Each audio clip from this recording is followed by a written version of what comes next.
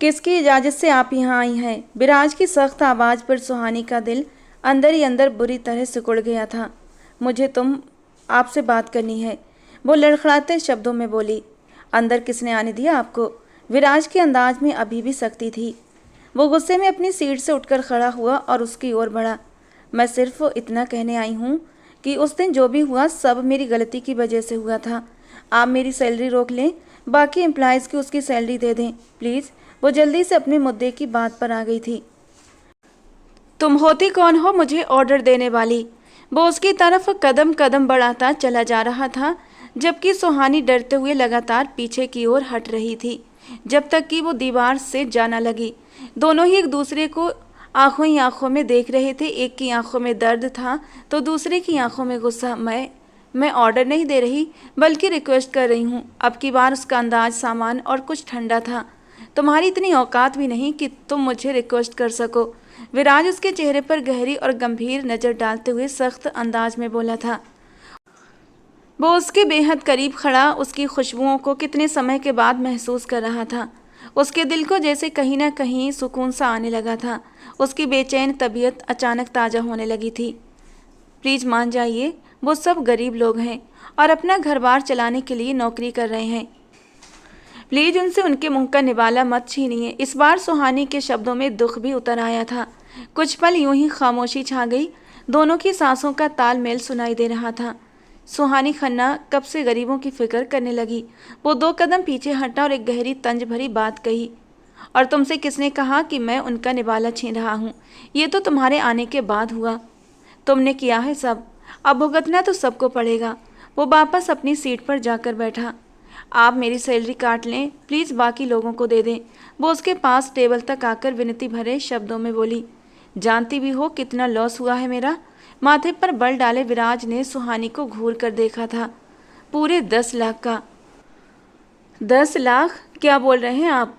वो सब कुछ 10 लाख का था। सुहानी की आंखें हैरत से फटी की फटी रह गईं। विराज ने चेयर पर बैठते हुए गहरी नज़रों से उसे देखा। नहीं, लेकिन मुझे डबल पेमेंट करनी पड़ी थी, तो जाहिर सी बात है मैं खुद का नुकसान तो नहीं करूँगा ना। और तुम अकेली 10 लाख दे सकती हो तो ठीक है, मैं सबको उनकी सैलरी दे देता हूँ। विराज तुम। उसका नाम पुकारते ही विराज का दिल जैसे बुरी तरह से धड़क उठा था। आज इतने लंबे समय के बाद उसके होंठों से अपना नाम सुनकर वो फिर से उन पुराने पलों में खो गया था। विराज, क्या है तुम्हारे अंदर सिवाय शक्ल सूरत के? और अच्छी शक्ल सूरत से पेट नहीं भरता। मेरे लिए तुम जानते हो कि क्या चीज़ सबसे ज़्यादा अहमियत रखती है? विराज राजपूत। सुहानी खन्ना की बात पर विराज के होंठ भींच गए। तो फिर तुम मुझे ठुकरा रही हो? विराज राजपूत ने बर्दाश्त की हद पार करते हुए कहा। ठुकराने के लिए पहले अपनाना पड़ता है विराज राजपूत, और अभी तक मैंने तुम्हें अपनाया नहीं है और ना ही कभी अपनाऊंगी। ऐसा सोचना भी मत, क्योंकि मेरे लिए मेरी ज़िंदगी, मेरा करियर सबसे ज़रूरी है। और मोहब्बत, उसका क्या? हमने जो वक्त साथ गुजारा वो कहाँ गया? वो फीलिंग्स, वो एहसास, वो जज्बात, उन सब की कोई कदर नहीं, कोई वैल्यू नहीं। सिर्फ पैसा ही तुम्हारी ज़िंदगी में सब कुछ है। विराज को आज झटके पर झटके लग रहे थे। इस दौर में विराज, सिर्फ पैसा ही सब कुछ होता है। जिसके पास पैसा होता है ना, वो दुनिया का समझो सबसे ताकतवर इंसान है। ठीक है, मानती हूँ तुम मुझसे मोहब्बत करते हो, बट यू नो, मोहब्बत से पेट नहीं भरता। ज़िंदगी गुजारने के लिए पैसा बहुत ज़रूरी है। और सुहानी खन्ना सिर्फ ज़िंदगी नहीं गुजारना चाहती, ज़िंदगी को जीना चाहती है, अपने उसूलों पर, अपनी शर्तों पर, अपनी लाइफ स्टाइल के साथ, जो तुम बिल्कुल अफोर्ड नहीं कर सकते। इसलिए मेरे सपने सजाना छोड़ दो। और मेरा ख्याल है आज के बाद हमें आपस में एक दूसरे से मिलना भी नहीं चाहिए। हमें अपने अपने रास्ते अलग कर लेने चाहिए। सुहानी ने एक एक शब्द ठहरे हुए अंदाज में कहा, जबकि उसकी आंखें बिल्कुल वीरान हो गई थीं। विराज ने उसकी आंखों में बार बार मोहब्बत की चमक ढूंढने की कोशिश की, लेकिन उसे कुछ भी दिखाई न दिया। तुम मेरे साथ ऐसा नहीं कर सकती। अब जब मोड़ आया कि एक दूसरे का साथ दें, तो तुम पीछे हट रही हो। मैं तुम्हें ऐसा नहीं करने दूंगा। विराज राजपूत ने सुहानी को दोनों बाजुओं से जकड़कर गुस्से से झंझोड़ डाला। शट अप विराज, छोड़ो मेरा हाथ। तुम समझते क्या हो खुद को? क्या तुम्हारे हिसाब से जो तुम चाहोगे वही होगा? हरगिज नहीं। मैं अपनी ज़िंदगी के फैसले खुद लेती हूँ। दूर रहो मुझसे, और ख़बरदार जो आगे से मुझसे मिलने की कोशिश भी की। सुहानी ने गुस्से से खुद को छुड़ाते हुए विराज को पीछे धकेला और वहां से आगे बढ़ गई, जबकि विराज राजपूत उसे जाता हुआ देर तक देखता रह गया। आज मोहब्बत ने पहली बार अपना एतबार खोया था, अपना वजूद खोया था। वो तो उससे सच्ची मोहब्बत करता था, लेकिन वो इंसानों से नहीं बल्कि पैसों से मोहब्बत करती थी। और इस बात को समझने में विराज को 2 साल लगे थे। उसकी मोहब्बत की मुद्दत सिर्फ 2 साल ही तो थी। सुहानी के साथ उसका साथ यूनिवर्सिटी से था। आज उनकी पढ़ाई पूरी हुई थी और उसे एक कंपनी में नौकरी भी मिल गई थी। तनख्वाह बहुत ज़्यादा नहीं थी, लेकिन उसे उम्मीद थी कि वो सुहानी के साथ इतने में ही एडजस्ट कर लेगा और एक अच्छी नौकरी तलाश करने की कोशिश भी करेगा। और आज जब विराज ने उससे शादी की बात की तो वो गुस्से से भड़क उठी थी। विराज राजपूत अपनी बाइक पर अपने घर आ चुका था और इस वक्त वो अपने कमरे में बिल्कुल अकेला बैठा उन पलों को याद कर रहा था जिनमें उसने सुहानी के साथ अपना कीमती वक्त गुजारा था या शायद बर्बाद किया था। आंखें बंद किए वो अपने अंदर के दर्द को बुरी तरह दबा रहा था। एक लावा सा था जो उसके अंदर पकने लगा था। दिन से शाम और फिर रात हो गई, लेकिन वो अपने कमरे से बाहर नहीं निकला। 1-2 बार दरवाज़ा खटखटाया गया, लेकिन विराज ने कोई ध्यान नहीं दिया। आज वो अकेला अंधेरे कमरे में अपनी मोहब्बत का मातम मनाना चाहता था। कहाँ वो इतना खुश था कि सुहानी के लिए उसने एक गोल्ड की रिंग बनवाई थी। अपने मुश्किल हालात के बावजूद भी उसने अपनी औकात से बढ़कर सुहानी के लिए कितना कुछ किया था। लेकिन बात रिंग तक पहुंचने से पहले ही ख़त्म हो गई थी। विराज उस रिंग को देखते हुए एक जहर भरी हंसी हंसा था। इस दौर में सब कुछ पैसा है। सुहानी के लिए मैं कुछ भी नहीं। सुहानी के लिए सिर्फ पैसा है और कुछ भी नहीं। तो ठीक है सुहानी, आज के बाद ये विराज राजपूत सब कुछ सिर्फ पैसों के लिए करेगा। इतना पैसा कमाऊंगा कि सुहानी तुम पछताओगी मुझे खोने पर। ये मेरा खुद से वादा है। विराज ने उस अंगूठी को अपनी मुट्ठी में जोर से दबा लिया। कॉन्ग्रेचुलेशंस मिस्टर विराज, आशीष मैरिज हॉल के मालिक आप हैं। फाइल में मौजूद पेपर पर साइन करते हुए शर्मा साहब ने खामोश बैठे विराज को बधाई दी, जिस पर विराज ने सिर जरा सा हिलाते हुए स्वीकार किया। 2 साल, पूरे 2 साल का लंबा समय लगा था उसे सनब्राइट मैरिज हॉल के लिए एक छोटे से एम्प्लॉय से ऑनर बनने में। ये मैरिज हॉल कोई आम मैरिज हॉल नहीं था। इसे इंटरनेशनल लेवल पर भी इस्तेमाल किया जाता था। ये हिंदुस्तान के सबसे बड़े मैरिज हॉल्स में गिना जाता था और आज इसका मालिक विराज राजपूत था। ये उसकी 2 साल की कड़ी मेहनत का नतीजा था। वो यहाँ तक कैसे पहुँचा ये सिर्फ वही जानता था या फिर उसका भगवान। मेरी प्रार्थना है मिस्टर विराज सिंह, आप और भी कामयाबियाँ हासिल करें। शर्मा साहब ने विराज को आशीर्वाद देते हुए चेक उठाया और रूम से बाहर निकल गए। विराज ने अपनी सीट की बैग से टिकते हुए आराम से टांग पर टांग जमाई और अपने पूरे ऑफिस को गहरी नज़र से देखने लगा। एक ही नज़र में अपने पूरे ऑफिस का जायजा लिया। इस ऑफिस में वो कई बार आ चुका था, लेकिन एक एम्प्लॉय की हैसियत से। आज वो यहाँ मालिक की हैसियत से बैठा हुआ था। कहते हैं हर कामयाब मर्द के पीछे एक औरत का हाथ होता है। विराज के पीछे भी एक औरत का हाथ था। वो औरत जो उसे ठुकराकर 2 साल पहले चली गई थी। लेकिन बेवफाई के बाद विराज ने पलटकर उसे नहीं देखा था, क्योंकि वो उनमें से नहीं था जो पीछे मुड़कर देखते हैं। वो तो उन लोगों में से था जो आगे बढ़ते हैं। अगर पलट कर देखता तो शायद इतनी कामयाबी कभी हासिल न कर पाता। इतनी बड़ी कामयाबी पर वो ऐसे तो नहीं जाने दे सकता था। एक बहुत बड़ा जश्न तो बनता ही था। अपना मोबाइल उठाते हुए उसने अपने सबसे करीबी दोस्त विजय को कॉल किया और आज के लिए एक बहुत बड़ी पार्टी का इंतजाम करने के लिए कहा। मैरिज हॉल के पेपर्स उठाते हुए उसके चेहरे पर जीत की खुशी साफ साफ झलक रही थी। सबसे पहले वो ये खुशखबरी अपनी प्यारी सी माँ को सुनाना चाहता था, जिन्होंने हमेशा उसे अपने आशीर्वाद के साए में रखा था। विराज अपनी माँ का इकलौता बेटा था। अनामिका जी ने अपनी सारी ज़िंदगी गरीबी में गुजारी थी। जब तक पति जिंदा थे तब तक ज़िंदगी का दाना पानी ठीक से चलता रहा। उनके पति एक अच्छे इंसान थे, लेकिन एक रोड एक्सीडेंट में उनकी मौत हो गई। उसके बाद अनामिका जी ने बहुत मुश्किल से अपने बेटे विराज को पढ़ाया लिखाया और आज उसे इस काबिल बनाया कि वो अपनी माँ को सुख और आराम दे सके। विराज गाड़ी में बैठा उस वक्त अपने घर की सड़क पर था, जब उसे अपनी माँ को इस पुराने से घर से निकाल कर एक खूबसूरत नए घर में लेकर जाना था। वो बहुत खुश था, बेहिसाब खुश। जैसे ही गाड़ी बाहर खड़ी करके वो अंदर दाखिल हुआ तो वहाँ काफ़ी लोग उसके घर में मौजूद थे। विराज थोड़ा हैरान हुआ। उसे समझ नहीं आया कि ये लोग अचानक यहाँ क्यों आए हैं, लेकिन जैसे ही वो आगे बढ़ा उसके कदमों तले से जैसे जमीन निकल गई थी। सामने उसकी माँ बेजान जिस्म के साथ बिस्तर पर पड़ी थी। विराज को लगा उसके सिर से जैसे छत छिन गई हो। एक तरफ वो इतने बड़े मैरिज हॉल का मालिक बना, तो दूसरी तरफ उसकी माँ उसे हमेशा के लिए छोड़कर इस दुनिया से चली गई थी। वो मजबूत मर्द था, कभी रोया नहीं था। मुश्किल से मुश्किल हालात का उसने डटकर सामना किया था, लेकिन आज अपनी माँ को यूं बेजान देखकर उसकी आंखों से आंसू छलक पड़े।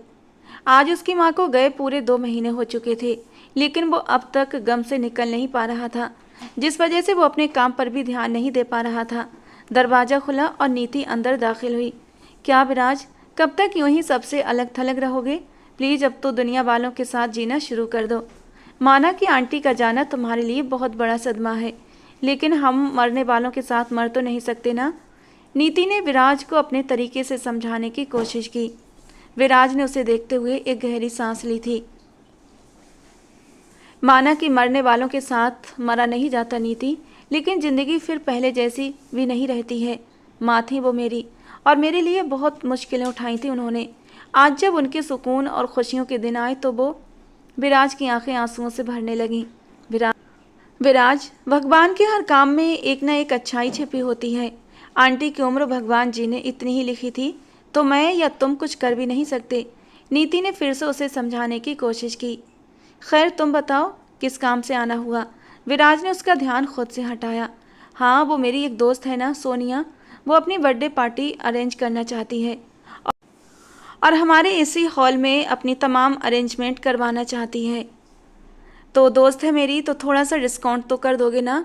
नीति अपने असल मुद्दे पर आ गई थी। ठीक है, मैनेजर से बात कर लो और उन्हें बर्थडे की डेट, मेन्यू और बाकी डिटेल्स दे दो। प्लीज़ तुम खुद कहो ना। अगर तुम कहोगे तो फिर बहुत अच्छे से काम करेंगे और डिस्काउंट भी अच्छा हो जाएगा। नीति ने उसका हाथ थामकर बहुत ही विनती करते हुए कहा। अपने हाथ पर नीति का हाथ देखते हुए विराज ने बेमहसूस अंदाज में अपना हाथ पीछे कर लिया। मैनेजर को डिटेल्स दे दो, मैं बाद में उनसे बात कर लूँगा। सीरियस अंदाज में कहते हुए विराज ने लैपटॉप ऑन कर दिया, जिसका साफ मतलब था कि अब तुम जा सकती हो। Okay, thank you so much. दोस्त हो तो तुम्हारे जैसा, नीति ने एकदम खुशी से चहकते हुए कहा था, और ऑफिस से बाहर निकलते ही अपनी दोस्त को कॉल लगा दिया। जबकि उसके जाते ही विराज ने लैपटॉप की स्क्रीन फिर से ऑफ कर दी। उसका कुछ भी करने का दिल नहीं कर रहा था। ऐसा लग रहा था जैसे ज़िंदगी का कोई मकसद ही नहीं रहा। माँ बाप इतनी अनमोल चीज़ होते हैं कि उनके जाने के बाद ही पता चलता है। भले उसकी माँ बीमार थीं, बिस्तर पर थीं, लेकिन एक सहारा था, एक सुकून था कि वो उसकी ज़िंदगी में है। आशीर्वाद देने वाली हस्ती इस दुनिया में मौजूद है। आंखें बंद किए वो फिर से अपनी माँ को याद कर रहा था कि भूले भटके एक परछाई उसकी आंखों में आ ठहरी। विराज ने झट से अपनी आंखें खोली और खुद पर गुस्सा हुआ। वो कैसे आज भी उसको याद कर सकता था? वो जो बेवफाई की एक ऊंची मिसाल कायम कर गई थी, जिसने मोहब्बत की धज्जियाँ उड़ाई और एक बार भी नहीं सोचा। वो कैसे आज भी उसको याद कर सकता था? वो तो सिर्फ उससे नफरत करता था। शायद नफरत से कुछ बढ़कर होता तो उसके काबिल भी उसके सुहानी को नहीं समझता। एक झटके से उठा, गाड़ी की चाबी उठाते हुए अपने ऑफिस से बाहर निकल गया और अपनी गाड़ी की तरफ बढ़ा। अब उसका रुख अपने घर की तरफ था। वो अकेले तन्हाई में बैठकर कुछ देर अपनी माँ को याद करना चाहता था। सुहानी, क्यों इतना सोच रही हो यार? जब आगे बढ़ने का तुमने सोच ही लिया है तो फिर आगे बढ़ जाओ, पीछे पलटकर मत देखो। निशा उसे 20 दफ़ा यही शब्द बोल चुकी थी। निशा, मुझे समझ नहीं आ रहा मैं क्या करूं। मुझे नहीं पता था मेरे ये हालात भी आएंगे कि मुझे नौकरी भी करनी पड़ेगी। ज़िंदगी ने मेरे बहुत इम्तिहान लिए हैं। शायद मुझे बहुत सख्त बद्दुआ लगी है। बद्दुआ? किसकी बद्दुआ? क्या तुमने किसी का दिल दुखाया था? आज पहली बार वो निशा के आगे अपना आप खोल रही थी। मैंने तो शायद बहुत बड़ा पाप कर दिया है, ऐसा पाप जिसकी कोई माफ़ी नहीं सिवाय पछतावे के। वो अपने गालों से आंसू पोंछते हुए दुखी अंदाज में बोली। फिर भी कुछ तो पता चले, निशा ने अपनी बात पर जोर देते हुए कहा। कुछ नहीं, कुछ भी नहीं। तुम बताओ कब जाना है? वो अपने आंसू पोंछकर खुद को संभाल चुकी थी। ठीक कल शाम को, क्योंकि फंक्शन रात का है तो फिर हमें शाम को ही जाना पड़ेगा और रात को काफ़ी लेट हो जाएगा तो तुम अपने घर पर बता देना। वैसे तुम्हारी बात मैंने सर से कर ली है और उन्हें कोई ऐतराज़ भी नहीं है, क्योंकि कल काम बहुत ज़्यादा है और वर्कर्स की ज़्यादा ज़रूरत पड़ सकती है वहाँ पर। जब तुम जाओगी तब तुम्हें पता चलेगा कि वो कितना बड़ा हॉल है। शायद तुमने ज़िंदगी में इतना बड़ा हॉल देखा हो। इतने इतने ज़्यादा तो फ्लोर्स हैं वहाँ पर कि एक वक्त में ही 5 से ज़्यादा फंक्शन हो जाते हैं। वहाँ पर इतने ज़्यादा वर्कर्स काम करते हैं और इंटरनेशनल लेवल पर जो सेमिनार होते हैं उनकी तो कोई गिनती ही नहीं। निशा जिस हॉल में जॉब करती थी उसकी तारीफ़ों के पुल बांधे जा रही थी। अच्छी सैलरी मिल रही है और तुम कह रही हो कि माहौल भी बहुत अच्छा है लड़कियों के लिए, तो फिर मैं इनकार नहीं करूँगी। कल शाम को चलते हैं। तुम बैठो, मैं तुम्हारे लिए चाय लेकर आती हूँ। अरे नहीं सुहानी, मैं अब चलती हूँ, अभी बहुत देर हो रही है, मम्मी भी इंतज़ार कर रही होंगी। कल शाम को ज़रूर तुम इस एड्रेस पर पहुँच जाना ताकि कोई प्रॉब्लम ना हो सके, और बाकी की बातें जो मैंने तुम्हें बताई हैं वैसे ही करना, ठीक है? निशा प्यार से चाय के लिए इनकार करते हुए उसे एक कार्ड थमाते हुए दरवाजे की तरफ बढ़ गई, जबकि सुहानी अपनी मुश्किल हालात को सोचते हुए एक जहर भरी हंसी हंसी थी। एक वक्त था जब उसके अपने सपने बहुत ऊंचे थे और उसकी चाहत सिर्फ और सिर्फ पैसा थी, लेकिन ज़िंदगी ने अचानक एक ऐसा खेल खेला कि आज उसे सच में एहसास हुआ कि पैसा सब कुछ नहीं होता, जज्बात सबसे ऊपर होते हैं। पर अब क्या फ़ायदा इन जज्बात को महसूस करने का, क्योंकि अब तो वक्त ही नहीं रहा था। सुहानी कहाँ मर गई है? जल्दी आ यहाँ पर। भाभी की आवाज़ पर सुहानी घबराकर उठी और अंदर की तरफ भागी, जहाँ उसकी भाभी ने उसके लिए ढेर सारे काम बचा कर रखे थे। ये देख कितना ढेर लगा हुआ है कपड़ों का, ये कौन धोएगा? तेरा बाप सारा दिन बैठकर मुफ्त की रोटियां तोड़ती रहती है, थोड़ा सा काम भी कर लिया कर। सुनैना भाभी ने उसकी कमर पर एक जोरदार धमूका मारते हुए गुस्से से कहा। सुहानी बड़ी मुश्किल से वो दर्द सहती कपड़ों की ओर बढ़ी थी। इतनी तेज धूप में कपड़े धोना जैसे शेर पकड़कर लाने के बराबर था।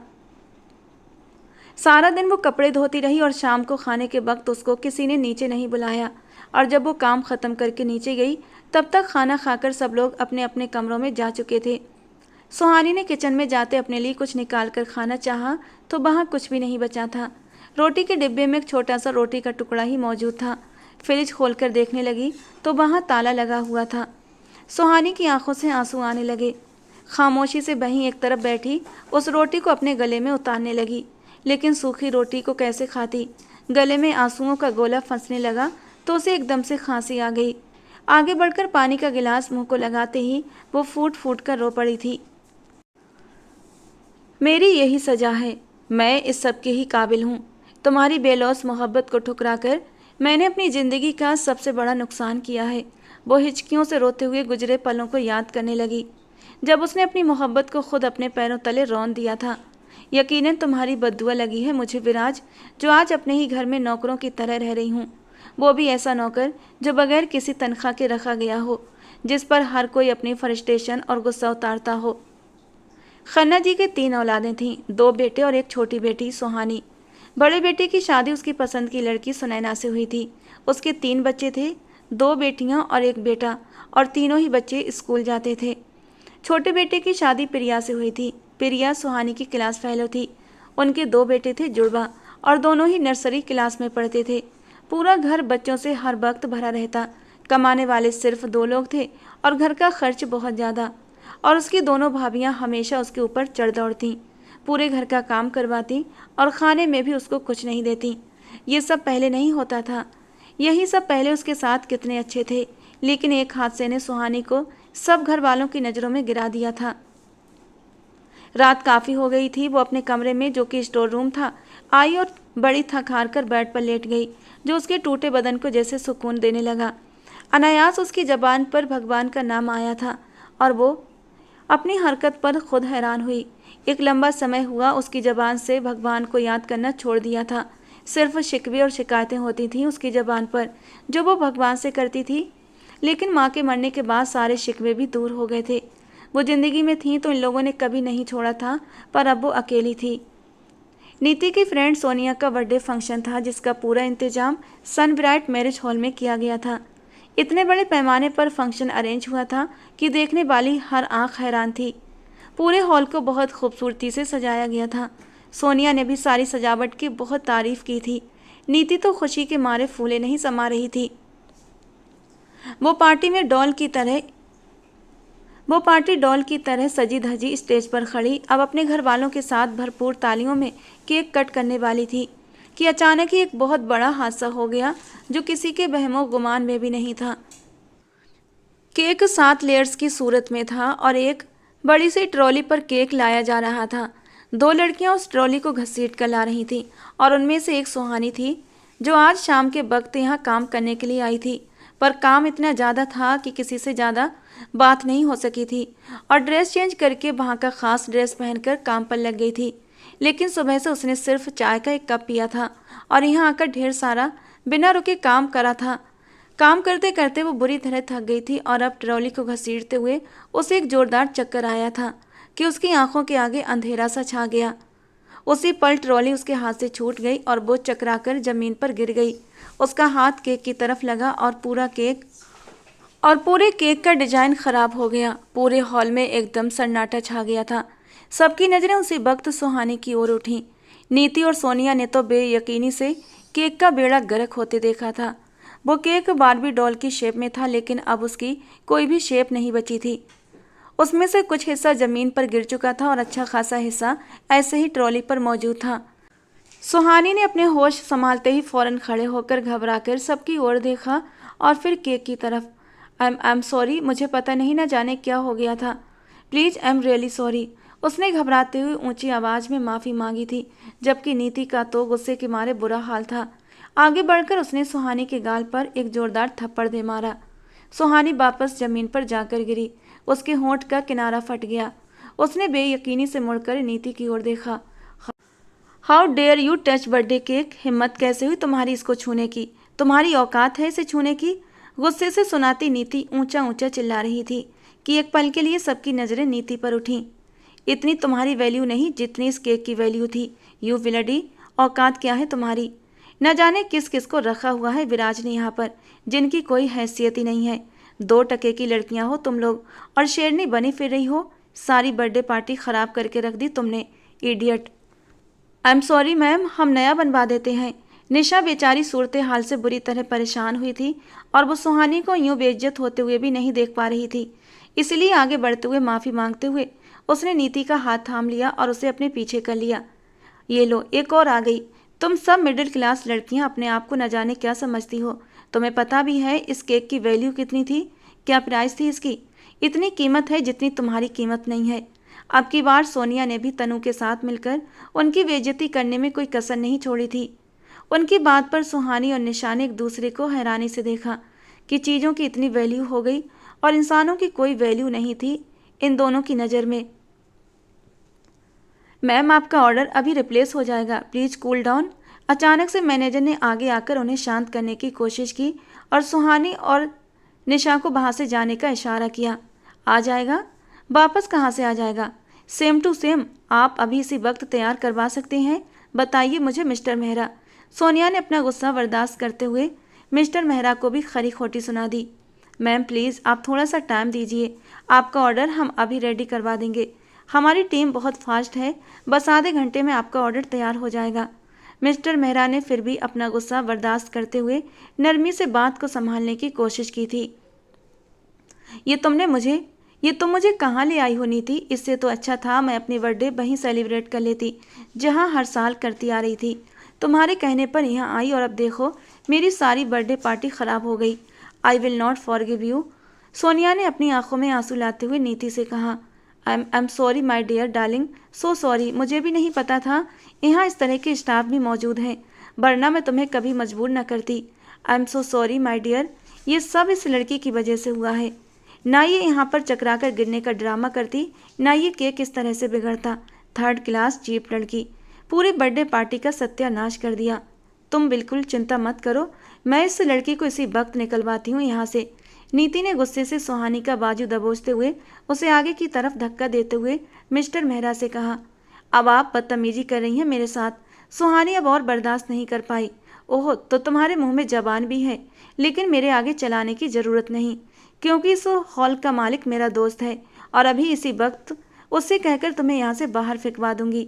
नीति अपनी बड़ाई जताती गुस्से से फुनकार रही थी। नीति। अचानक से अपने पीछे से भारी मर्दाना आवाज़ सुनते ही नीति के चेहरे का रंग सफ़ेद हो गया। अपने भारी कदमों से वो वहाँ आता सिचुएशन को समझने की कोशिश कर रहा था।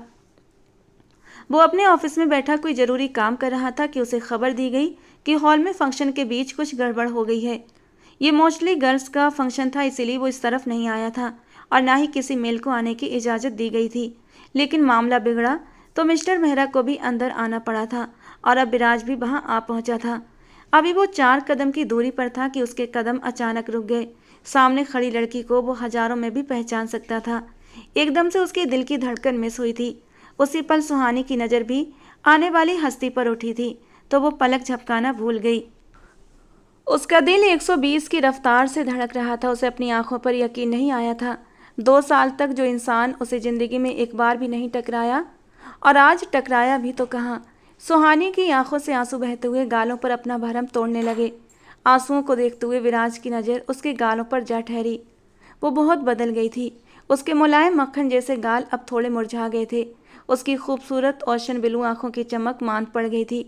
उसका भरा भरा वजूद, जिसे कभी विराज मोटी कहकर चिढ़ाता था, अब कमज़ोर पड़ चुका था। वो पहले से बहुत ज़्यादा कमज़ोर हो गई थी। उसके चेहरे की रौनक एकदम फीकी पड़ चुकी थी। अचानक विराज की नज़र उसके गाल पर उभरते उंगलियों के निशान पर जा ठहरी। साफ जाहिर था कि उस पर हाथ उठाया गया है।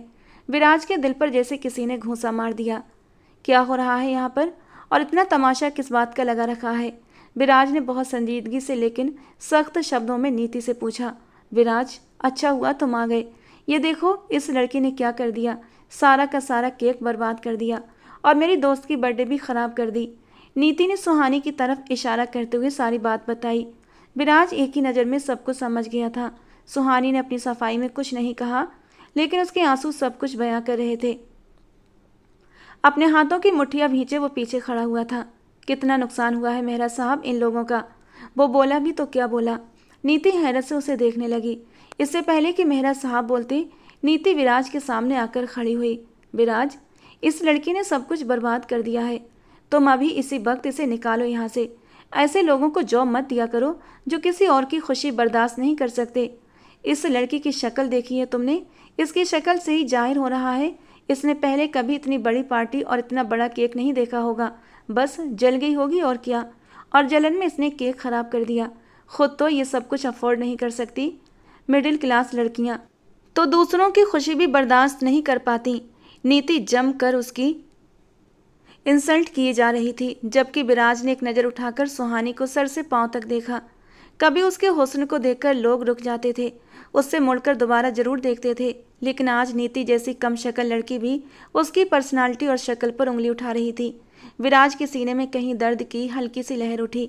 सुहानी से अपनी नज़रें हटाते हुए उसने मिस्टर मेहरा को देखा। मेहरा साहब, जितना इन लोगों का नुकसान हुआ है उससे डबल इनको पे कर दें। विराज की बात पर नीति और सोनिया का मुंह बन गया। विराज छोटे छोटे कदम उठाते सुहानी के करीब आया। मेरे एम्प्लाई पर किसने हाथ उठाया?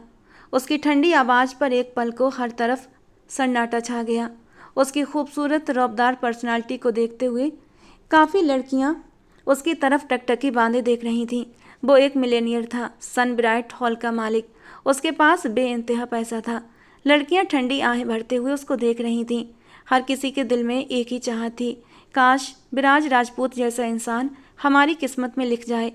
ऐसे में उसकी इस बात पर लड़कियों ने आंखें फाड़ते हुए विराज को देखा था, जिसकी निगाहें अपनी आम से एम्प्लाई पर ठहरी हुई थीं। मैंने कुछ पूछा है मेहरा साहब, मेरी एम्प्लाई पर हाथ किसने उठाया? अब की बार विराज की आवाज़ बहुत ऊंची थी और शब्द पहले से सख्त। मेहरा साहब ने नीति की तरफ इशारा किया और नज़रें झुकाकर खड़े हो गए। विराज ने कहर भरी नज़रों से नीति की तरफ देखा तो नीति सहमकर गला तर करती सटपटाकर उसे देखने लगी। वो सब अचानक हुआ विराज।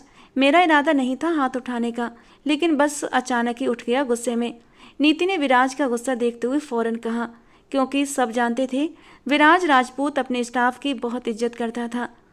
यही वजह थी कि यहाँ पर लड़के और लड़कियाँ सब काम करते थे, लेकिन माहौल बहुत अच्छा था। और इन सब की वजह खुद विराज राजपूत था, जो सख्ती से इन सब चीज़ों का ध्यान रखता था कि कोई भी कहीं कोई प्रॉब्लम क्रिएट ना करे। और आज पहली बार ऐसा हुआ था कि उसके एक स्टाफ मेंबर पर हाथ उठाया गया था। बेशक वो आज ही काम पर आई थी और एक बहुत छोटे स्तर से काम करना शुरू कर रही थी, लेकिन थी तो उसकी एम्प्लॉय ही ना, और वो अपने एम्प्लॉय की बहुत इज्जत करता था। नीति, माफ़ी मांगो। विराज की बात पर नीति का चेहरा बेइज्जती के एहसास से लाल हो गया। ये तुम क्या कह रहे हो विराज? मैं इस आम सी लड़की से क्यों माफ़ी मांगूंगी जो सिर्फ एक छोटी सी वेट्रेस है? अगर इस पर हाथ उठा दिया तो कौन सा बड़ा पाप हो गया? प्लीज़ लीव इट, नीति ने गुस्सा करते हुए कहा। हाँ, एक आम सी वेट्रेस है लेकिन इंसान आम नहीं है, तो बेहतर होगा तुम माफ़ी मांग लो, वरना क्या? नीति को भी अब गुस्सा आया था। वो दोनों एक दूसरे के सामने खड़े गुस्से से एक दूसरे को देख रहे थे, जबकि पास खड़ी सुहानी थर थर कांपती अपने नाजुक वजूद को संभाले विराज को देख रही थी, जो आज भी वैसा ही था जैसा 2 साल पहले था, वैसा ही आज भी था।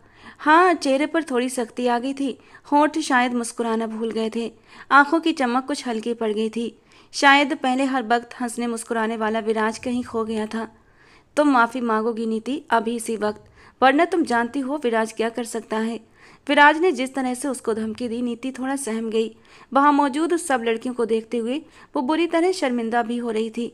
आई एम सॉरी, धीरे से कहती उसने अपना रुख पलटा और वहां से निकल गई। निशा ने भी सर झुकाकर वहां से जाने में भलाई समझी।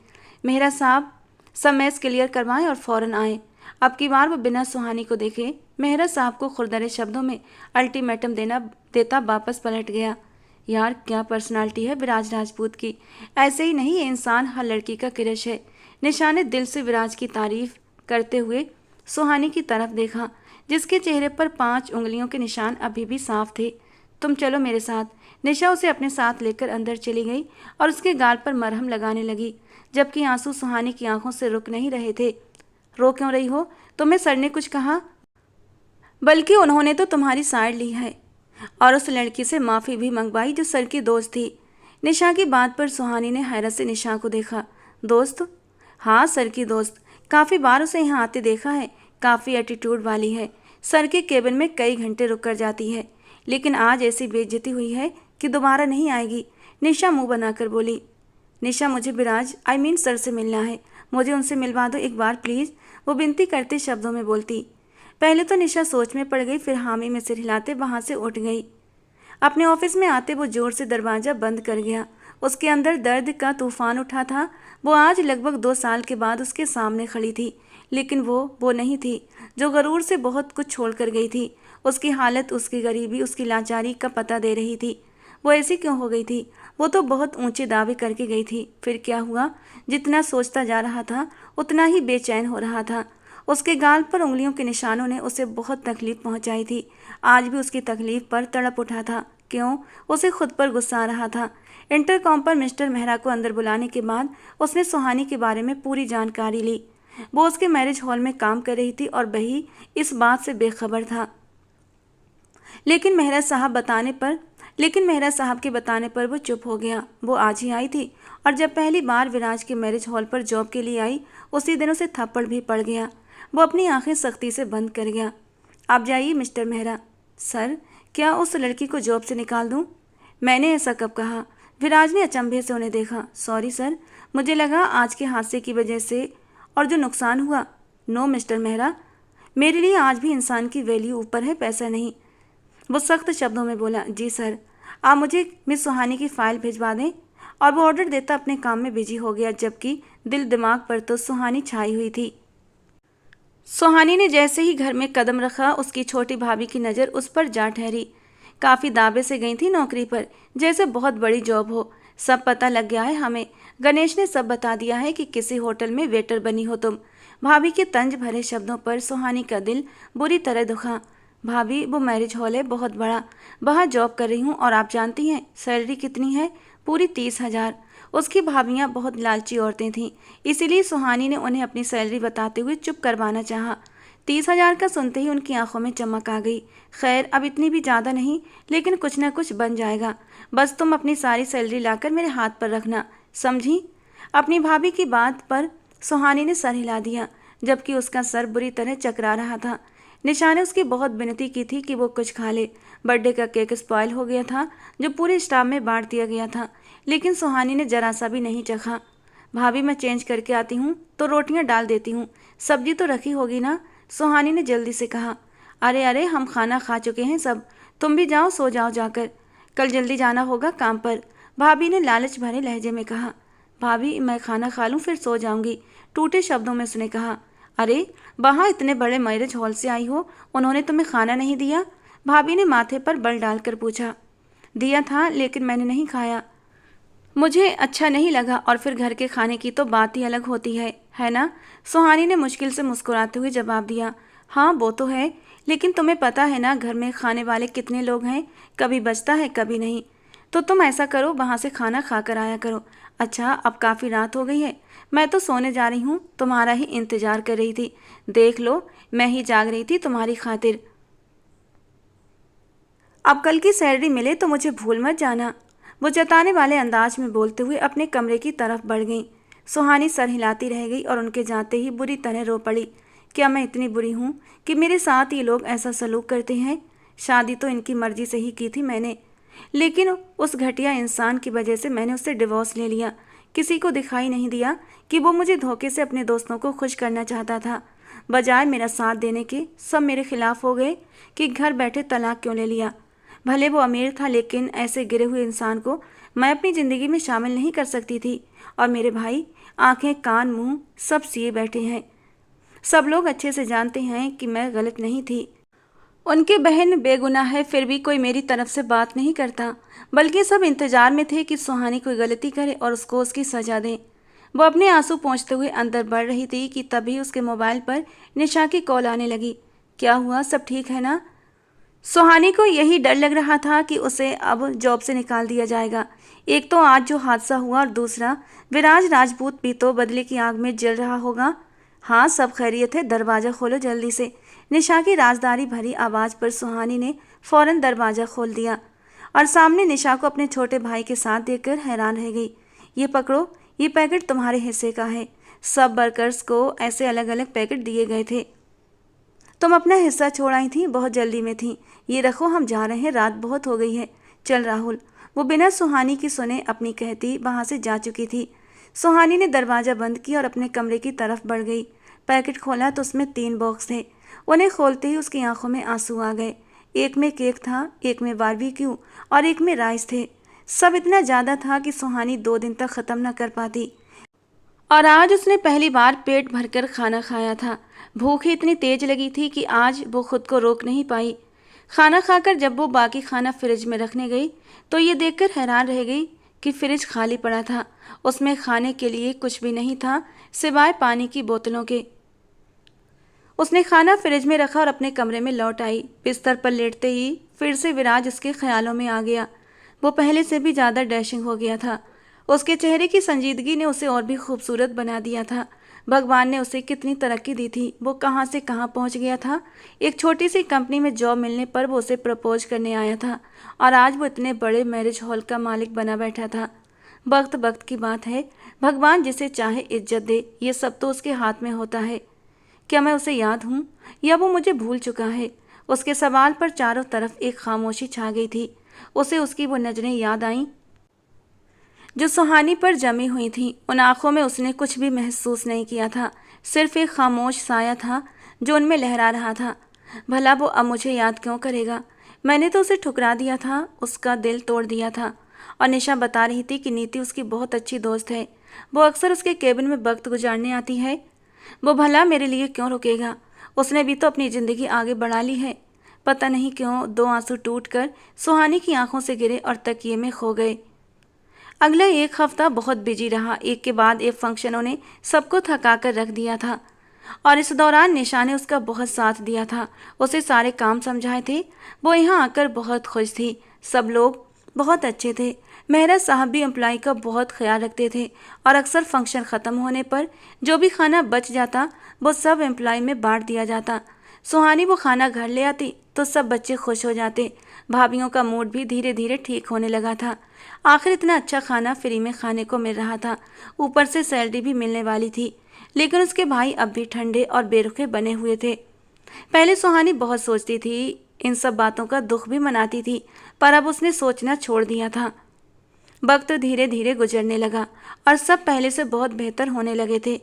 आज उसकी सैलरी मिलनी थी और वो बहुत ज़्यादा एक्साइटेड हो रही थी।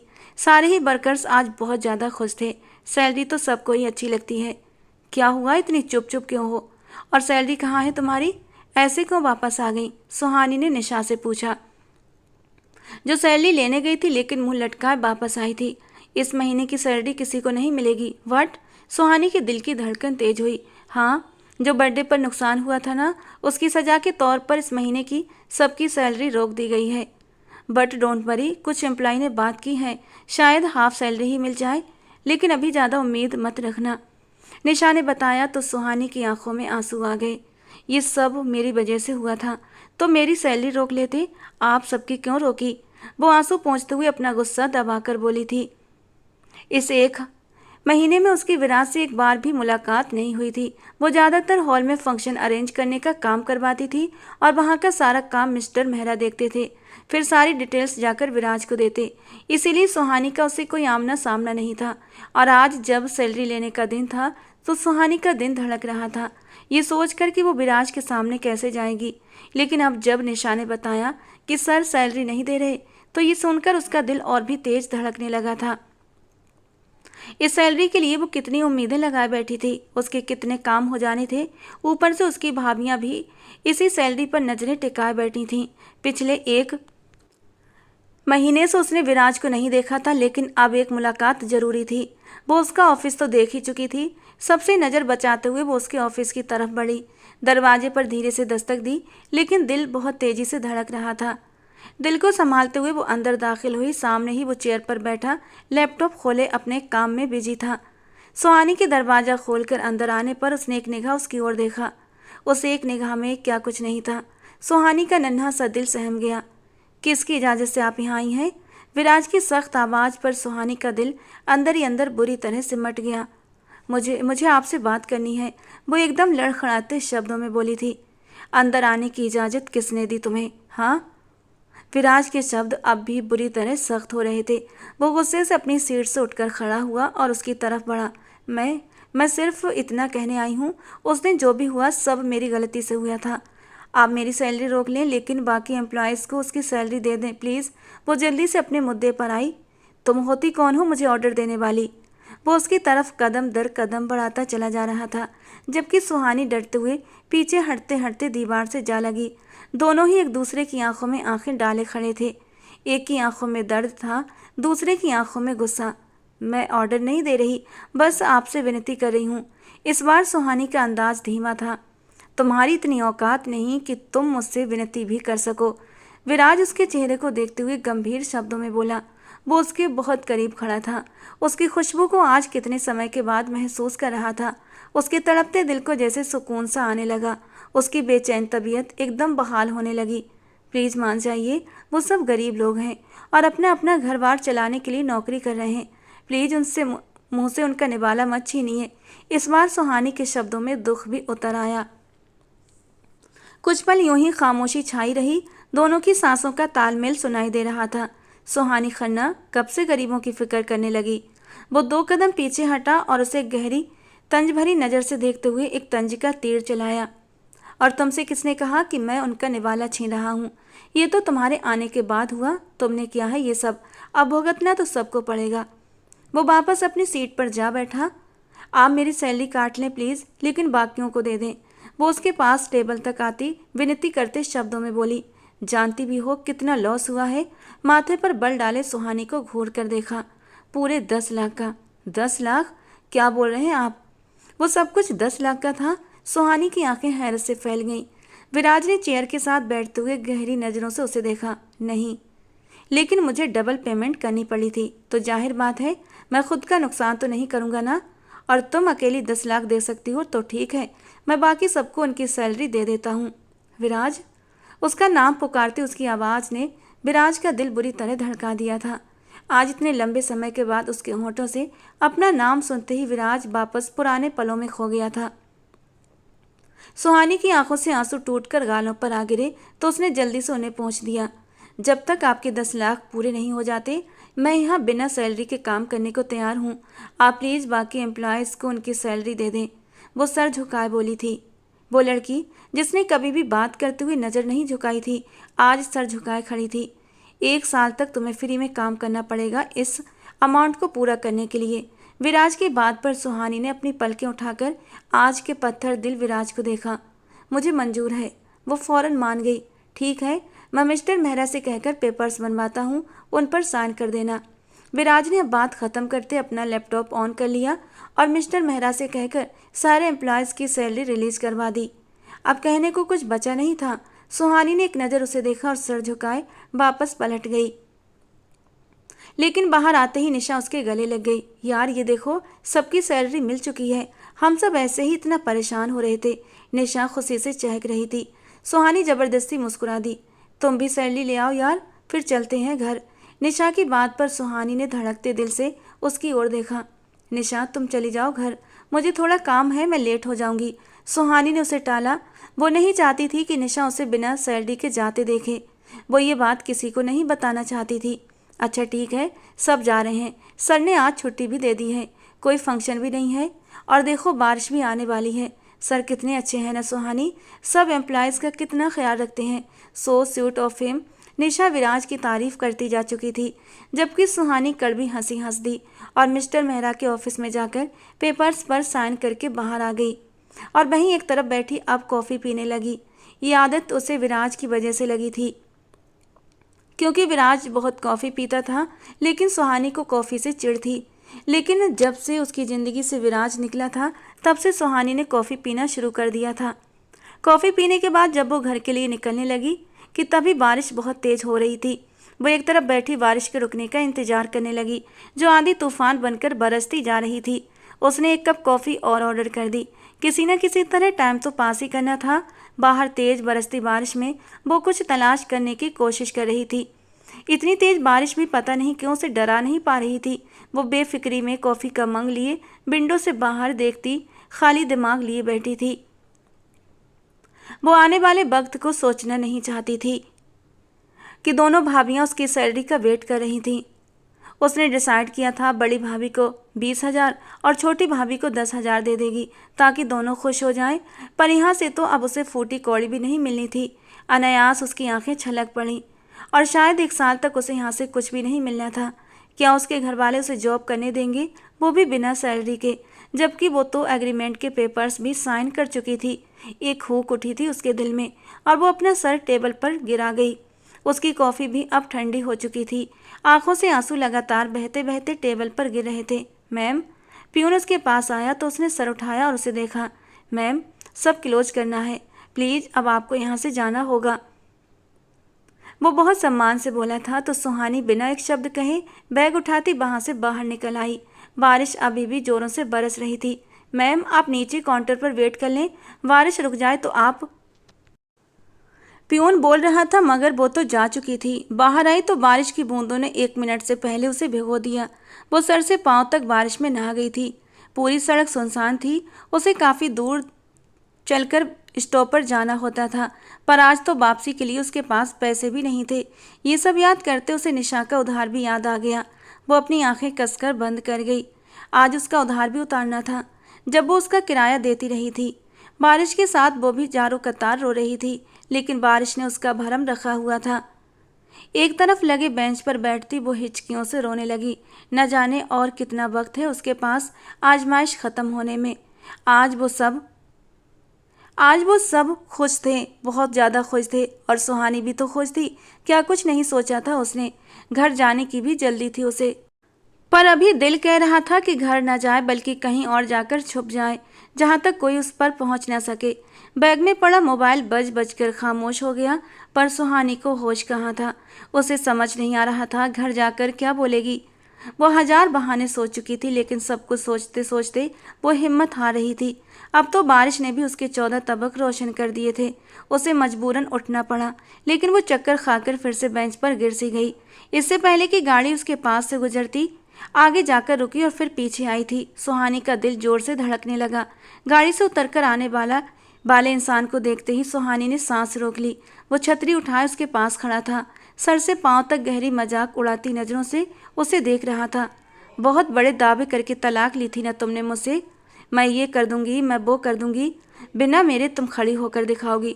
छी छी, वो सब तुम्हारी बातें थीं। तुम तो यहाँ आज ऐसे बैठी हो जैसे कोई भिखारन हो और भीख मांगने के लिए बैठी हो। उसका एक्स हस्बैंड कैलाश उसका मजाक उड़ा रहा था। अपनी हद में रहो तुम। मैं जैसी भी हूँ अपनी लाइफ में खुश हूँ। एटलीस्ट तुम्हारी तरह कैरेक्टर लेस नहीं हूँ। वो भी गुस्से से कांपती आवाज में बोली, जिससे कैलाश को और भी गुस्सा आ गया और वो उसकी तरफ गुस्से से बढ़ते हुए उसका बाजू दबोच गया। सुहानी बुरी तरह घबराई। बहुत जबान चलती है ना तेरी। चल, अब उस दिन जो अधूरा रह गया था आज वो पूरा करूँगा। शादी की पहली रात ही तू भाग गई थी ना, आज वो शादी की रात पूरी करूँगा। तेरी खूबसूरती को महसूस करूँगा। और मेरे वो दोस्त भी, जो उस रात हम तीनों तेरे साथ अपनी रात रंगीन करने वाले थे लेकिन नहीं कर पाए थे। लेकिन आज वो काम अधूरा था जो पूरा होगा। वो शैतानियत से बोलते हुए उसे खींचने लगा था।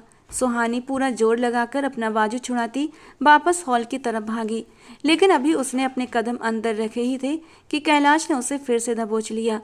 वो बुरी तरह सड़क पर गिरी। उसकी कलाइयों में पहनी कांच की चूड़ियां टूटकर उसकी कलाई में धंस गईं और वो एकदम से तड़प उठी। उसकी दिल दहला देने वाली चीख सुनते ही पार्किंग की तरफ बढ़ते विराज के कदम रुक गए। एक पल लगा था कैलाश को इंसान से जानवर बनने में। उसने गुस्से से सुहानी की शर्ट को कंधे से पकड़ते दबाकर खींचकर फाड़ दिया। सुहानी बिलख बिलख कर रो पड़ी। उसे खुद से दूर करती तड़प रही थी। अगले ही पल उसके वजूद को बेपर्दा करता अब अपनी शर्ट भी उछालकर दूर फेंक चुका था और अब शैतानियत भरी नज़रों से उसकी ओर बढ़ रहा था, जबकि वो सहमी नज़रों से उसे देख रही थी। उसने आंखें मीचते हुए दिल से अपनी मौत की दुआ मांगी थी। अगले ही पल कैलाश की चीख सुनाई दी तो सुहानी ने झट से आंखें खोलकर देखा तो विराज उसे बुरी तरह पीट रहा था। दीवानों की तरह पीटते पीटते उसने उसे लहूलुहान करके अधमरा कर दिया था। सुहानी का जी चाहा जमीन फटे और वो उसमें समा जाए। दूर गिरा अपना दुपट्टा देखा जो पानी के बहाव के साथ दूर बहता जा रहा था। दुपट्टे को उठाने की नाकाम कोशिश करती वो वहीं गिर गई। उसका हाथ बैग से टकराया। कांपते हाथों से बैग दबोचना चाहा, लेकिन हिम्मत जैसे जवाब दे गई थी। आज अपनी बेबसी पर रोना आ रहा था। इस हाल में उसे 2 मर्दों ने देखा था। उसका जी चाहा कि वो खुद को ख़त्म कर ले। वो खुद को कहाँ छुपाती। बेबसी से अपना चेहरा छुपाकर फूट फूट कर रोती चली गई। उसके जिस्म से धीरे धीरे जान निकल रही थी। विराज कैलाश के बेहोश पड़े वजूद को गुस्से से एक तरफ फेंकता जल्दी से सुहानी की तरफ बढ़ा। विराज का इस वक्त गुस्से से बुरा हाल था। उसका दिल कर रहा था सुहानी की जान अपने हाथों से ले ले, उसका गला दबा दे। झुककर उसको बाजू से गुस्से से थामा तो वो वहीं गिरकर जमीन पर ढेर होने लगी। विराज ने उसका सर नीचे लगने से पहले ही उसे अपनी आगोश में समेट लिया। उसकी खुली बिखरी हालत देखकर जल्दी से उसने अपना कोट उतारा और उसे पहना दिया और अपनी बाहों में उठाए वो अपनी गाड़ी की तरफ बढ़ा। कुछ ही देर में वो अपने अपार्टमेंट में था। सुहानी को गोद में लिए अब अपने कमरे की ओर गया और उसे धीरे से बिस्तर पर लिटा दिया और फिर उसके चेहरे को गौर से देखने लगा। आज वो बहुत खुश थी। सैलरी मिलने की खुशी में उसके चेहरे की रौनक देखी थी उसने, लेकिन अभी का चेहरा वैसा नहीं था। इस पल सुहानी का वजूद बिल्कुल पीला पड़ रहा था। उसके हाथ में दबोचे गए बैग पर उसकी नज़र पड़ी। शायद बैग में मौजूद फ़ोन बज रहा था। अगले ही पल उसने उसके बैग से मोबाइल निकाला और उसे देखने लगा। विराज, देखना, एक दिन सुहानी खन्ना इतनी अमीर होगी कि अपना आईफोन लेगी और ये सेल्फी वो सेल्फी। देखना, सुहानी खन्ना रुकेगी नहीं। वो उसका मोबाइल हाथ में लिए पुरानी यादों में खो गया था कि कॉल एक बार फिर से आने लगी तो वो ख्यालों से चौंका और उस बटन वाले फ़ोन पर यस का बटन दबा दिया। सुहानी, कहाँ हो तुम? जानती भी हो कितनी देर हो गई है। निशा घर आ गई है कब की। तुम क्यों नहीं आई अभी तक? सामने उसकी बड़ी भाभी शोर मचा रही थी। बारिश बहुत तेज है, वो ऑफिस में ही है। जैसे ही बारिश रुकती है उसे ऑफिस की गाड़ी छोड़ जाएगी। सामने से भारी मर्दाना आवाज़ सुनते ही भाभी चौंक उठी। आप कौन है? उसके बॉस। इस बार शब्दों में मिठास थी। सुहानी पर एक निगाह डालते वो धीरे से हाँ बोला था। आज सुहानी को सैलरी मिलनी थी। उसे कहिएगा संभाल कर घर ले आए। आजकल के हालात इतने ख़राब हैं कि लुटेरे हाथों हाथ पैसे लूट कर ले जाते हैं। वो उसे नसीहत कर रही थी। जी, सैलरी को संभाल कर लाएगी वो, आप टेंशन न लें। और इतना अच्छा काम किया है उसने तो उसकी सैलरी तो बनती थी ना, और उसे ऊपर से बोनस भी मिला है। विराज ने दांत किचकिचाते हुए कहा। है सच्ची? ये तो बहुत अच्छा हो गया। लड़की है तो बहुत मेहनती, पूरे घर का सारा काम अकेली करती है। भाभी एकदम जल्दबाजी में बोलती जा रही थी कि एकदम से खुद को ब्रेक लगाया। अच्छा, उसे ना आप कहना कि हमसे बात कर ले और जल्दी घर आ जाए। कॉल कर चुकी थी। उसके घर वालों को उसकी नहीं, उसकी सैलरी की फिक्र थी। वो फायर प्लेस में लकड़ियां सुलगाकर कमरे को गर्म करने लगा। मौसम इतना तो ठंडा नहीं था, लेकिन बारिश ने हर तरफ जल थल कर दी थी। सुहानी पर कंबल डालता वो खुद भी वहीं बैठ गया। वो यूं ही बैठा सोचों में गुम था। इन 2 सालों में नुकसान सबसे ज़्यादा किसका हुआ था? कुछ ही देर में सुहानी को होश आ गया तो वो चिल्लाते हुए झट से उठ बैठी। कंबल उसके ऊपर से हट गया। कोट का गला आगे से काफ़ी ओपन था, जो उसके वजूद की खूबसूरती को छुपा नहीं पा रहा था। विराज ने अपने होंठ का किनारा दांत से दबाते अपनी नज़र का रुख फेरा था। सुहानी ने खुद पर निगाह डाली तो फौरन कंबल से खुद को ढक लिया। आप मुझे यहाँ क्यों लाए? वो अपने आंसू रोकते हुए बोली। जिस हाल में तुम थी ना, तो क्या तुम्हारे घर ले जाता तुम्हें उस हाल में? वो गुस्से से भड़कता उसके करीब आया, जबकि सुहानी एकदम सहम कर पीछे हटी। मुझे जाना है घर, सब मेरे लिए परेशान हो रहे होंगे। वो मिनमिनाते हुए बदहवासी में बोली। हाँ, बाकी परेशान होंगे। एक पैसा कमाने वाली मशीन से हाथ धोने पड़े तो परेशान तो होंगे ना, वो भी गुर्राते हुए बोला। उसकी बात पर सुहानी को गुस्सा आ गया। आपको इससे कोई मतलब नहीं होना चाहिए। आपने मेरी जान बचाई, मेरी इज्जत बचाई, इसके लिए आपका बहुत बहुत धन्यवाद। अब मुझे जाना होगा। वो अपनी जगह से उठी लेकिन अपनी हालत देखकर आंखें मीच गई। प्लीज़ मुझे घर छोड़ दीजिए और कुछ ढंग के कपड़े हों तो वो भी पहनने के लिए दे दीजिए प्लीज़, वो उसकी विनती करने लगी। उसके अलावा उसके पास कोई चारा भी तो नहीं था। रात गुजरने दो, सुबह चली जाना, वो नॉर्मल से अंदाज में बोला था। आप पागल तो नहीं है? जो लड़की रात भर घर से बाहर, शादी करूंगा तुमसे सुबह, उसके बाद घर ले जाऊंगा तुम्हें, समझी तुम? वो इतने आराम से बोला कि एक पल के लिए सुहानी का दिमाग भग से उड़ गया। शादी? मुझसे शादी? लेकिन मैं तो तलाकशुदा हूँ विराज, मैं नहीं कर सकती आपसे शादी। मैं नहीं हूँ आपके काबिल। वो एकदम से रो पड़ी। ये मैं डिसाइड करूँगा सुहानी कि तुम मेरे काबिल हो या नहीं। तुम बस शादी के लिए खुद को मेंटली तैयार रखो और फिजिकली मैं खुद तैयार कर लूँगा। अब मैं और कुछ नहीं सुनना चाहता, समझी तुम? वो फिर से गुस्से से बोला था। मिस्टर मेहरा से उसने सुहानी के बारे में सारी जानकारी निकलवाई थी और उसे पता था कि सुहानी शादी कर चुकी थी। लेकिन शादी की पहली रात ही सुहानी अपने पति को छोड़कर भाग गई थी और फिर ऐसा ही हुआ। सुबह होते ही विराज ने सुहानी से शादी कर ली। इस बार भी वो उसके इश्क के आगे सर झुकाते पंडित जी की कही सारी बातें मानती चली गई और कुछ ही देर में वो उसके जिस्मो जान का मालिक बन गया। रात को जिस तरह उसने सुहानी की इज्जत बचाई थी, इस वजह से सुहानी ये फैसला लेने पर मजबूर हो गई थी। एक वही था सच्चा आशिक, उसका रक्षक, वरना इस वक्त में उसके अपने भी उसको छोड़ चुके होते। एतबार तो कोई भी ना करता, हर रिश्ता पराया हो चुका था। लेकिन अब उसे भी सहारे की ज़रूरत थी, वो थक चुकी थी और फिर विराज को चाहकर भी इनकार न कर पाई। कहीं ना कहीं वो आज भी उससे मोहब्बत करती थी, लेकिन इजहार वो मरते दम तक नहीं करने वाली थी, क्योंकि उसके इजहार की कोई वैल्यू नहीं बची थी। वो कुछ भी कहती, उसकी सच्ची मोहब्बत को विराज शक की निगाह से ही देखता कि पैसा देखकर वो उससे मोहब्बत करने लगी है, और ये बात वो सुनना नहीं चाहती थी।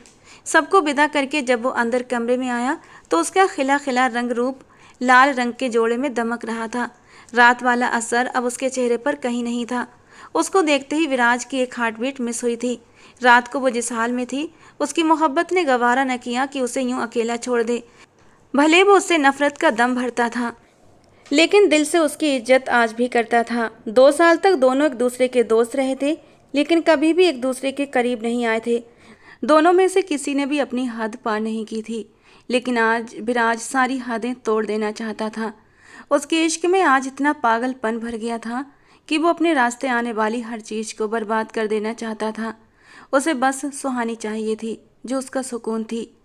इससे पहले कि वो कुछ कहती, विराज बेखुद होता उसकी तरफ बढ़ा और उसके लाल रंग से रंगे होठों पर पूरी शिद्दत से झुक गया। सुहानी का सांस गले में अटक गया। वो उसके लबों पर सितम ढा रहा था और उसे लिए बिस्तर की तरफ बढ़ा। सुहानी का दिल पसलियां तोड़कर बाहर आने को मचल रहा था। अपनी शर्ट उतार कर वो दूर उछाल चुका था। विराज, वो घबराकर पीछे बैठ ग्राउंड से जा लगी। वो जुनूनियत से उसके चेहरे को अपने स्पर्श से भिगोने लगा। मुझे आज मत रोकना सुहानी, वरना तुम्हारी जान ले लूँगा और ख़ुद की जान भी ले लूँगा। वो उसके माथे से माथा जोड़कर गहरी सांस भरते हुए बोला, और सुहानी चुप हो गई। सुहानी ने भी अपना आप उसे सौंप दिया। अब और ज़्यादा विराज को नहीं तड़पा सकती थी। उसके इश्क की लहर में वो उसके साथ बहती चली गई। सुहानी की ज़िंदगी को विराज का सहारा मिल गया। भगवान ने उसकी आजमाइश ख़त्म कर दी। दोपहर को वो घर वालों से मिलती, उन्हें एक बड़ी रकम का चेक देती और हर तरह का रिश्ता तोड़ आई थी। विराज के पास आकर वो बुरी तरह रो पड़ी। उसके सीने से लगकर आज वो अपनों के रिश्ते ख़त्म होने का गम मना रही थी। विराज उसे लेकर साहिल समंदर पर आया। कुछ पल वहाँ की ठंडी हवाओं में रहते सुहानी के दिल और दिमाग को सुकून सा मिला। विराज का हाथ थामे वो उसके सामने खड़ी थी। आई एम सॉरी विराज, मैंने आपका बहुत दिल दुखाया और उसकी सज़ा भी पाई, लेकिन जब तक आपसे माफ़ी न मांग लूँ मुझे सुकून नहीं मिलेगा। जानता हूँ, लेकिन मैं माफ़ नहीं कर सकता, उसने सपाट और संजीदा अंदाज में कहा तो सुहानी का दिल धड़क उठा। तुम्हें अभी भी 1 साल तक फ्री में काम करना पड़ेगा, जब तक मेरा नुकसान पूरा नहीं हो जाता।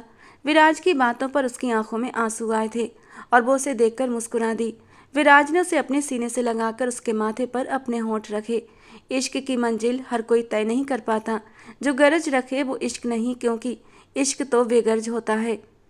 अगले दिन वो सिराज के साथ ऑफिस गई थी। निशा, जिसे उसकी भाभीियों ने सब कुछ बता दिया था, जले पैर की बिल्ली की तरह पूरे ऑफिस में घूम रही थी कि कब सुहानी ऑफिस में दाखिल होगी। फिर उसे विराज के साथ अंदर आते देखकर वो भागती हुई सुहानी के करीब आई थी, लेकिन विराज की वजह से कुछ बोल नहीं पाई, बल्कि आंखों ही आंखों में इशारे करने लगी, मुझसे अकेले में मिलो।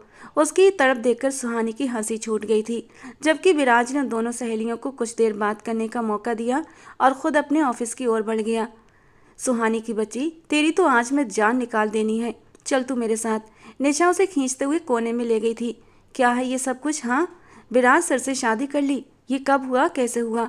निशा की एक्साइटमेंट में से जान निकली जा रही थी, जबकि सुहानी हंसते हुए उसके गले लग गई। एक ही रात में उसकी रंगत दमकने लगी थी और चेहरे पर फैली चमक देखकर निशा भी हैरान थी। यार, क्या जादू कर दिया तूने विराज सर पर? मुझे जल्दी से बता, वरना मेरे पेट में गुड़गुड़ होते होते कहीं मेरा पेट ही न फट जाए।